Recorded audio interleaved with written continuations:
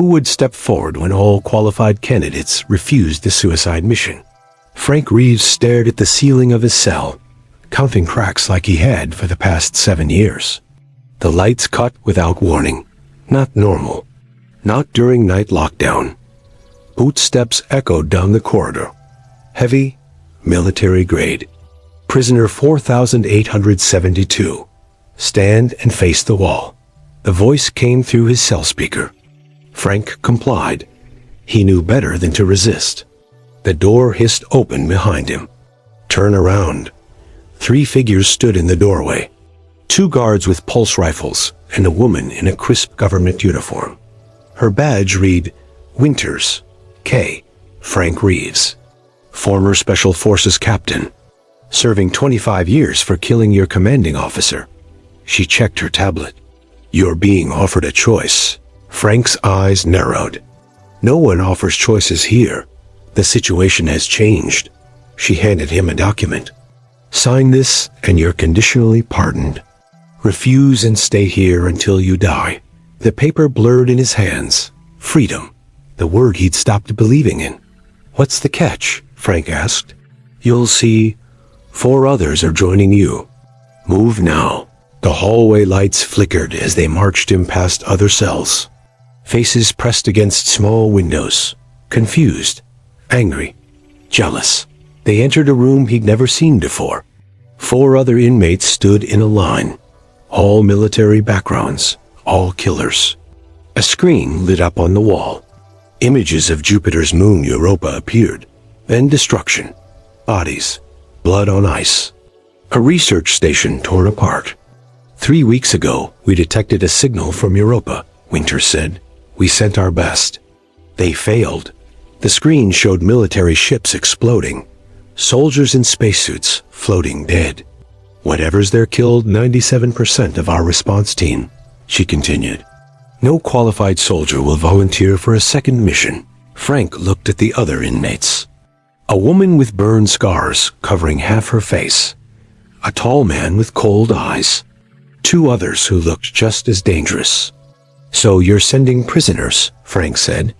We're sending people with nothing to lose, Winters corrected. People Earth has forgotten. She tapped her tablet. A ship appeared on screen. Old, military surplus. This leaves in 6 hours. You'll receive minimal training. Your mission is to reach Europa, find what's sending the signal, and destroy it. And if we refuse? Asked the scarred woman. Then Earth falls, and you rot in your cells watching it happen. Frank studied the others. Killers, criminals, broken soldiers. Why us specifically? Frank asked. Winters looked at him directly. Your psychological profiles, your combat records, your specific skills. She paused. And because no one will miss you if you fail. The room fell silent. You have 30 minutes to decide, she said, walking toward the door. When no one else would step up, Earth chose you. Make it count. The door closed behind her. Frank looked at the others. Strangers bound by a common fate. The tall man spoke first. They're not telling us everything. They never do, Frank replied, looking at the images of Europa on the screen. Something about the signal pattern seemed familiar.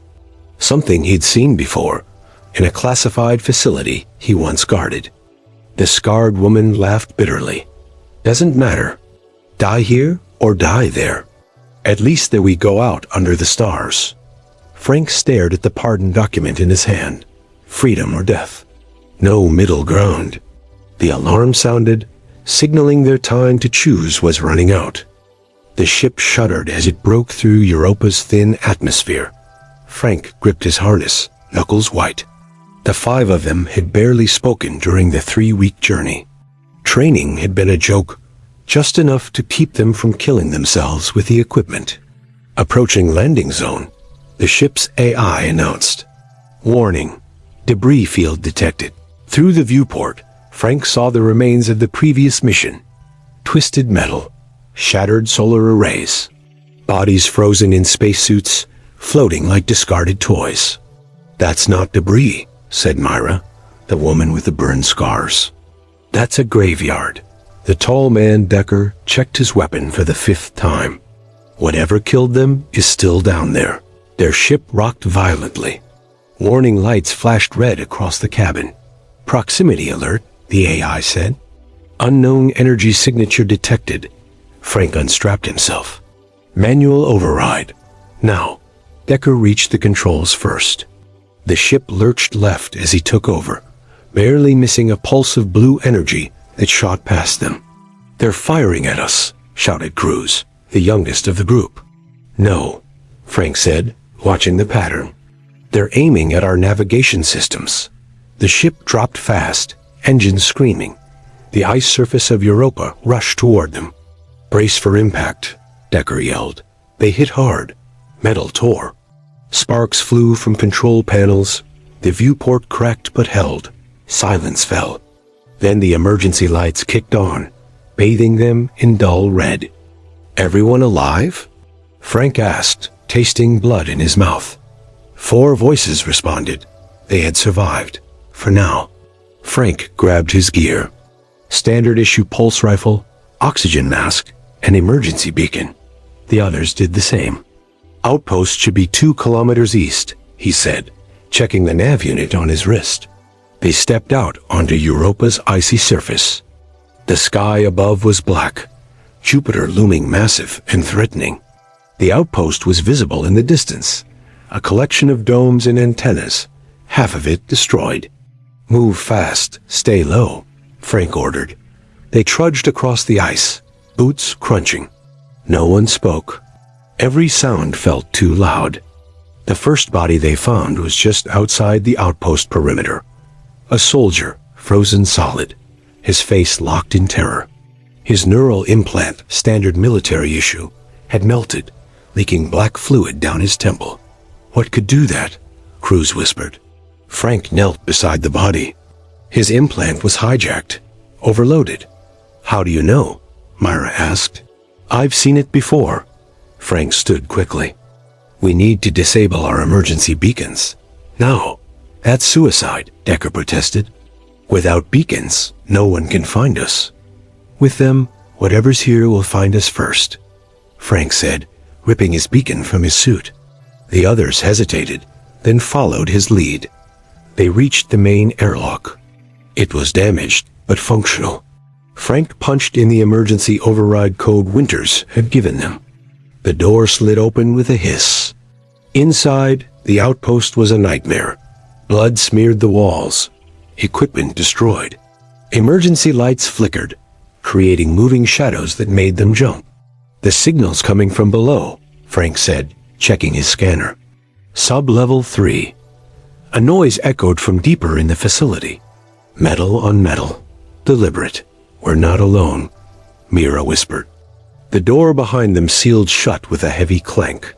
Locked. A voice came over the facility's speakers. A woman's voice. "Kate Winters. I see you made it, inmates. Good. Now listen carefully. What you're about to find isn't what you were told." Frank's scanner beeped urgently.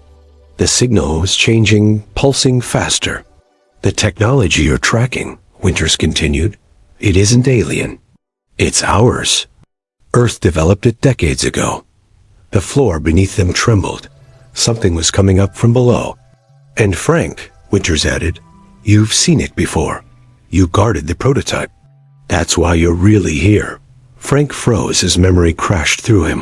A classified facility. A machine that could control other machines.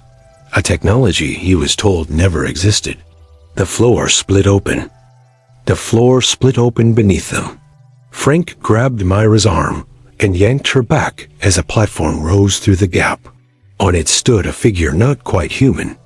Metal and flesh merged seamlessly. One arm was fully mechanical, glowing with blue energy. The face was human, but altered, with implants extending from the temples. Eyes that were too bright, too aware. "Move," Frank shouted, raising his weapon. The team scattered as the figure raised its mechanical arm. A pulse of energy shot out, hitting Cruz in the chest. He dropped instantly, body convulsing. "Neural override," the figure said, voice layered with electronic tones. He'll live. For now. Decker fired his pulse rifle. The shot passed through the figure like it wasn't there. Hologram, Frank realized, lowering his weapon. The figure nodded. I needed to see your reactions. To confirm. Confirm what? Myra demanded, her rifle still raised. That you're from Earth's past. Our past. The figure's image flickered. I am Commander Elias. What you call alien is actually human. From your future. Frank's mind raced. The prototype he'd guarded years ago. A neural interface system designed to control weapons remotely. This was its evolution. Winters, Frank called out, knowing she was listening. You knew this. Her voice came through the speakers. Not everything. We detected a temporal signature with the signal. We suspected, but couldn't confirm. The hologram of Elias gestured. The walls around them became screens, showing images of Earth burning, cities in ruins, oceans boiling. This is Earth, 50 years from your time, Elias said. The extinction event has begun. What extinction event? Decker asked. Solar flare. Unprecedented scale. It will sterilize your planet in 15 years. Frank watched the images, feeling sick. And you came back to warn us? No, Elias said flatly. We came back to survive. The time displacement was accidental. Our FTL drive malfunctioned. A door slid open behind the hologram. Follow this path. See the truth. Frank looked at his team. Cruz was still down. Mira and Becker looked to him for direction. The fifth member, Vega, had been silent, watching everything with calculating eyes. It could be a trap, Decker said. Everything's been a trap since they pulled us from prison, Frank replied. Myra, stay with Cruz. The rest of us will go. They moved through the doorway into a corridor that sloped downward. The walls were different here, smoother, more advanced than Earth technology. This is a ship, Frank realized. Built into the ice. Escape vessel, Elias's voice explained. We need to leave before your government destroys us. They reached a massive chamber. Inside were hundreds of pods, each containing a human-machine hybrid in suspended animation. Survivors, Elias said. The last of humanity. Vega suddenly raised his weapon, pointing it at Frank. I believe them. Earth lied to us. Put it down, Frank ordered. No, Vega said. They need our help. I saw the data screens. They need genetic material from unaltered humans. That's why we were chosen. A rumble shook the facility. Dust fell from the ceiling. Orbital bombardment, Elias announced. Earth forces have arrived. Frank's unit crackled. Winters' voice came through, urgent. Frank, listen to me. They're not telling you everything. That technology, it wasn't just for weapons control. It was designed to replace human consciousness. Vega fired his weapon at the ceiling, destroying the unit. Enough lies. The chamber doors sealed shut. Decker tried to force them open, but failed. Choose now, Elias said. Help us launch, or die with your past. Above them, through a clear section of ceiling, Frank saw Earthships entering orbit. Weapons charging. The future of humanity hung in the balance, and he had seconds to decide. Frank lunged at Vega, knocking the weapon from his hands. They crashed to the floor, trading blows. Decker moved to help, but stopped as more hybrid figures emerged from side doors. We don't have time for this, Elias said, his hologram flickering as another explosion rocked the facility. The bombardment will breach our shields in minutes. Frank pinned Vega down. Why are you helping them? Because Earth lied, Vega spat. I accessed the ship's database during the flight. I know what you did, Frank. What you really guarded. Frank's grip loosened. Vega pushed him off. The neural tech wasn't just for weapons, Vega continued. It was for controlling people, making perfect soldiers. You discovered this and killed your commander to stop it. The truth hit Frank like a physical blow. Memories flooded back memories he'd buried. The facility. the tests on unwilling subjects. His commander smiled as he watched people lose control of their own bodies. Another explosion, closer this time. Warning lights flashed. "Shield breach in Sector 7, a computerized voice announced. "Frank," Decker called. "We need to decide now." Frank stood, mind racing. He grabbed a fallen tablet, accessing the communication system. He needed to reach someone besides Winters. "What are you doing?" Elias demanded. "Getting the truth," Frank replied, bypassing security protocols, using skills he hadn't forgotten from his military days. The screen lit up with a direct link to Earth Command. A general's face appeared, surprised. "Who is this? How did you access this channel?" "General Hayes," Frank said, recognizing him. "This is Captain Frank Reeves. I need confirmation on Project Midlink." The general's face hardened. "Reeves? You're supposed to be in prison. Answer me," Frank demanded. "Was I right about what they were doing?" A pause. Then, "Yes, you were right. But killing your commander wasn't the solution. He was going to deploy it against civilians. And now we need it against this threat," Hayes countered. "Those aren't future humans, Reeves. They're machines that absorb human DNA. They want Earth as a new host planet." Frank looked at Elias, whose hologram remained impassive. "Is that true?" Frank asked. "Partially," Elias admitted. "We evolved beyond your concept of humanity. But we are what remains of your species." Another explosion. The chamber shook violently. A support beam crashed down, narrowly missing Decker.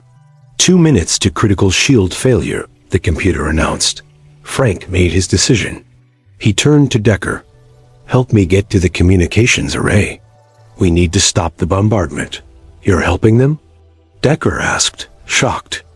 "I'm helping us survive long enough to find the whole truth." They ran through corridors as the facility crumbled around them. Hybrid figures worked frantically at control stations. The ship was preparing to launch. They reached the communications array, a massive dish aimed at the sky. Frank began rerouting systems. "What's your plan?" Decker asked, standing guard. "Disable the targeting systems on the Earth fleet. Buy us time." Frank's fingers flew across the controls. On screens above, Earth ships moved into attack formation. "Frank," Myra's voice came through his comm. "Cruz is dead. His neural implant fried his brain. I think they did it remotely." Frank froze, then continued working, face grim. "Almost there," he muttered. A blast hit nearby. The room filled with smoke and debris. Decker screamed as a metal shard pierced his leg. "Go!" Decker shouted through gritted teeth. "I'll hold them off." "Who?" Frank asked. "Them." Frank turned to see Earth soldiers entering through a breach in the wall. They raised their weapons. "Stand down, Reeves," their leader ordered. "That's an order." Frank looked at the console. One more command would disable the fleet's weapons. "Frank," Kate Winters appeared behind the soldiers. "Stop, please. You don't know what you're doing." Frank's finger hovered over the final command. Everything hinged on this moment. "Actually," he said, "for the first time I do." He pressed the button. The command executed. On the screens above, the Earth fleet's weapons powered down. The bombardment stopped. "What have you done?" Winters demanded, her face pale with shock. "Bought us time," Frank said, "to see who's really telling the truth." The soldiers kept their weapons trained on him. Decker slumped against the wall, blood pooling beneath his injured leg. The facility trembled, but differently now. Not from attack, from movement. The escape ship was launching. "They're leaving," a soldier reported. Frank nodded. "With Vega, but not with what they really came for." He pulled a small data core from his pocket. Central processor he removed from the communications array while disabling the targeting systems. "This contains their navigation data. Their true destination." He tossed it to Winters. "And proof of what Earth government knew about the coming solar flare." Winters caught it, her expression shifting from anger to resignation. "How did you know?" she asked.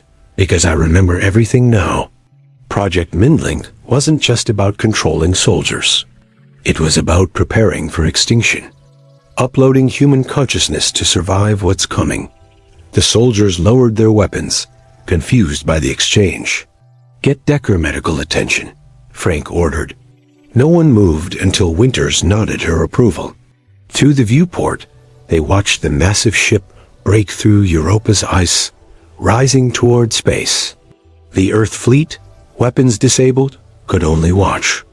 "They'll be back," Winters said. "They need more than just Vega." "I know, but now we have time to prepare. The right way." 6 weeks later, Frank stood at a podium on Earth. Cameras broadcast his image worldwide. Behind him stood Myra, her burn scars visible for all to see. Decker sat in a hover chair, his leg still healing. "The threat has been neutralized," Frank announced, reading from the prepared statement. "The brave actions of our team prevented an alien invasion." The official story. The comfortable lie. Later, in a secure room, government officials surrounded him. "You've done your part, Reeves," the defense secretary said. "Your record is clean. You're free to go." "And the truth?" Frank asked. "Classified. The public isn't ready." Frank smiled thinly. "I thought you might say that." He walked out, past security, into the sunlight. Myra waited for him. "Did you do it?" she asked quietly. Frank nodded. While being celebrated as a hero, he'd uploaded the real data to global networks. The truth about the coming solar flare. About Project Mindling. About the government's plans to save only the elite. "How long until they notice?" Myra asked. "Not long, but long enough." That night, Frank stood on his balcony, looking at the stars. His neural implant, the one the prison doctors had installed years ago, itched beneath his skin. Lately, it had been behaving strangely, activating without command. His scanner beeped. He checked it, frowning. A new signal, similar to the one from Europa, but different, coming from a different direction entirely. On his desk lay the pardon document, officially stamped. Next to it, news reports of strange behavior in people with neural implants. And a message from Decker. "Something's happening to me." Frank touched his temple where the implant sat. He felt it pulse, as if responding to his touch. As if it were alive. The war wasn't over. It had only just begun. And this time, Earth would need more than just prisoners to fight it.